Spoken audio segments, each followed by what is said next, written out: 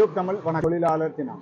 இந்த தொழிலாளர் தினத்தில் வந்து இந்த தொழிலாளர்கள் எவ்வாறு பாடுபடுறார்கள், எவ்வாறு கஷ்டப்பட்டு முன்னுக்கு வந்திருக்கின்றார்கள் என்று அனுபவசாலிகள் அவ்வாறான ஆட்களை நாங்கள் இப்போ சந்தித்து கொண்டிருக்கிறோம். அந்த வகையில் முதலாவதாக எங்களுடைய ஒரு ஐயா இருக்கிறார். அவரோட நாங்கள் நேரடியாக பேசி பார்ப்போம். சொன்னால் அனுபவசாலி, மிகுந்த அனுபவசாலியாக இருக்கின்றார். அவர் தன்னுடைய காலங்களிலிருந்து தான் எப்பொழுது உழைக்க வெளிக்கிட்டாரோ அந்த காலத்திலிருந்து இன்று வரையும் உழைத்துக் கொண்டிருக்கின்றார். அவருடைய அனுபவத்தை நாங்கள் பகிர்வதற்காக வந்திருக்கின்றோம். வணக்கம் ஐயா. இப்ப நீங்க எத்தனை வருஷ காலமா இந்த தொழில் செய்றீங்க? நான் கிட்டத்தட்ட 20-30 வருஷம் செய்றீங்க இந்த தொழில் தான். இந்த தொழில ஆரம்ப காலத்துல நீங்க இருந்த பெற்ற வருமானம் இப்ப வருதா? இப்ப கொஞ்சம் குறைவுதான். செய்ய தொழிலே செய்யணும்னு செய்யணும். ஆரம்ப காலத்துல நீங்க பெற்ற வருமானத்தின் குடும்ப செலவை கொண்டு போறது இப்ப சுலபமா இருக்கா? இப்ப கொண்டு போறது சுலபமா இருக்கா? இப்ப கொஞ்சம் செலவுகள் கூடத்தானே. எனக்கு பிரச்சனை இல்லை. பிள்ளைகள் எல்லாம் கல்யாணம் செய்திடணும். அப்ப தனியா வீட்டை எடுத்து ஓடி தொழிலை விடக்கூடாது செய்து கொண்டிருக்கிறீங்க.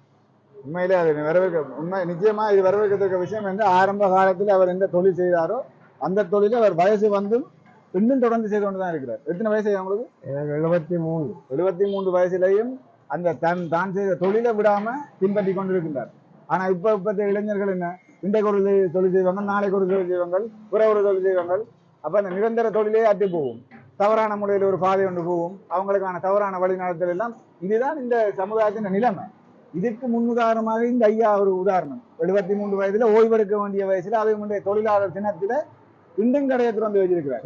ஆனா அவருடைய முயற்சி தான் அவரை வந்து காலையில எழுப்பி இந்த கடை வைக்கிறது.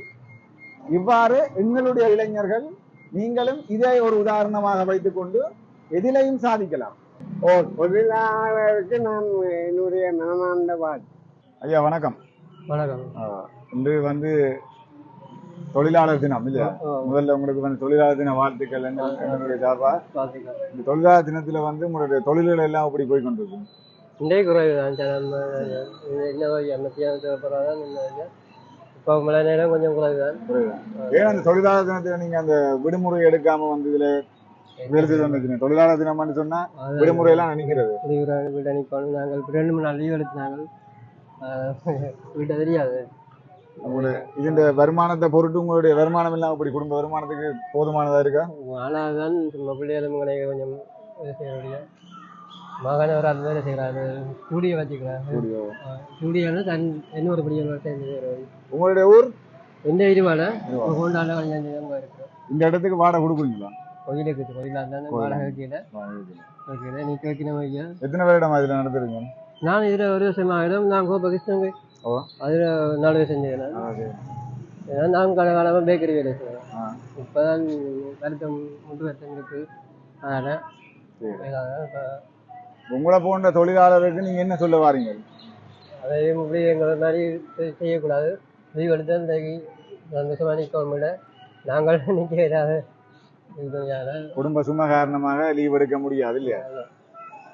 அது சரியா? உண்மையாலே உங்களோட தொழிலாளர் மாதிரி யாக்களுக்கு ஒரு தொழிலாளர் தின வாழ்த்துக்களை சொல்லுங்க. தொழிலாளருக்கு தொழிலாளர் வாழ்த்துக்களை நாங்கள் சொல்லுவோம். நன்றி ஐயா. நன்றி ஐயா. வணக்கம் ஐயா. வணக்கம். வணக்கம். உங்களுடைய 2 தொழிலாளர் தின வாழ்த்துக்கள் உங்களுக்கு. இப்ப வந்து இந்த தொழிலாளர் தினத்துல வந்து எல்லாருமே வந்து விடுமுறை தான் எடுப்பினோம். நீங்கள் இப்ப விடுமுறை எடுக்காத காரணம்? கஷ்டம். வீட்டை என்ன செய்யறது? வீட்டை ஒன்றும் செய்யலாம். வெளியாக விளைக்கிட்டாதான் ஏதோ வச்சு வீட்டு சாப்பாடு குடும்பங்களை பார்க்கலாம். இப்போ வீட்டை சாப்பாடு போடலாமா? இல்லை. இது எத்தனை வருஷமா இந்த ஆட்டோ தொழில் செய்யறீங்க? இப்போ நான் கிட்டத்தட்ட ஒரு 10-15 வருஷம். உங்களுக்கு இப்ப வந்து பொருளாதார இந்த கஷ்டத்திலையும் உங்களுக்கு இந்த ஆட்டோ தொழில செய்து வருமானம் உங்களோட குடும்பத்தை பார்க்கக்கூடியமா இருக்கும்? இல்லை, காணாது. காணாது. நான் டிபார்ட்மெண்ட்ல செய்யறேன். இது பார்ட் டைமா செய்றீங்க? பார்ட் டைம் அது செய்றீங்க. ஆனா பார்ட் டைமா செய்தும் அந்த வாகன செலவு, பெட்ரோல் செலவு அதெல்லாம் தாண்டி உங்களுக்கு மிஞ்சிடும். மிஞ்சில வாழ்க்கை செலவு நாங்கள் டிபார்ட்மெண்ட் செய்யற லாபத்தை எடுத்து நினைக்கிறீங்க. வேற ஒன்றும் இல்லை. வீட்டு சாப்பாடு இதையும் பார்த்து வந்துருக்கு. வருமானம் பெருசாக இதுல லாபம் லாபம். அனைவருக்கும் தொழிலாளர் தின நல்வாழ்த்துக்கள். தொழிலாளர் தின நல்வாழ்த்துக்கள். என்னமா உங்க தொழில் அமோது அமோகமா போகுது. அப்பயே இந்த தொழிலாளர் தினத்துல வந்து விடுமுறான விடுமுறையை தாண்டி நீங்க வேலை செய்றீங்க. காரணம் என்னன்னு சொன்னால் நாங்கள் தவணை முறையில் விடுகிறார்கள் அரசாங்கத்துக்கு இப்போ கட்டாயங்கள் அதை விற்பனைக்கு முடிச்சு கொடுக்குறோம் முடிச்சு கிடைக்காது. அப்போ அது நாங்கள் முக்கியமாக பார்க்கத்தான் எங்களுக்கு தொழிலாளர் உங்களுக்கு ஒத்துழைக்கணும் என்ன? அதனால நீங்க தொழிலாளர் தினத்திலேயும் நீங்க வேலை செய்றீங்க. நன்றியா. வணக்கம் ஐயா. வணக்கம் வணக்கம். இந்த தொழிலாளர் தினம். ஆமாம். சரி, உங்களுக்கும் தொழிலாளர் தின வாழ்த்துக்கள். வாழ்த்துக்கள். இந்த தொழிலாளர் தினத்திலையும் விடுமுறை நாள்லையும் நீங்க வேலை செய்றீங்க. காரணம் வருமானம் காணாது. வருமானம் காணாது. போனதான் சாப்பாடு இல்ல இன்றைய உங்களோட சூழ்நிலையில நீங்க பெற்றுக்கொள்ற வருமானத்துக்குரிய செலவு வீட்டுல கணக்கா இருக்கும்.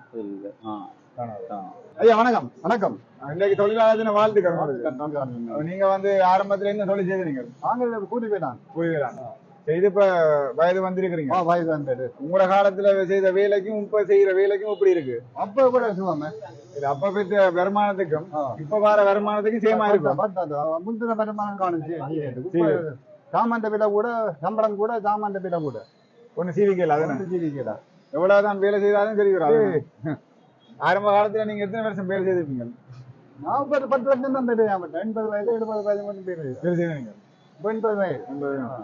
அனைவருக்கும் உங்களமா யாக்களுக்கு தொழிலாளர் தின வாழ்த்துக்கள் சொல்லுங்க. தொழிலாளர் வாழ்த்துக்கள். இன்று தொழிலாளர் தினம். தொழிலாளர் தினத்திலையும் விடுமுறை பெறணும். அதையும் தாண்டி நீங்க விடுமுறை இல்லாம உங்களை தொழிலை பார்த்து கொண்டு இருக்கிறீங்க. காரணம்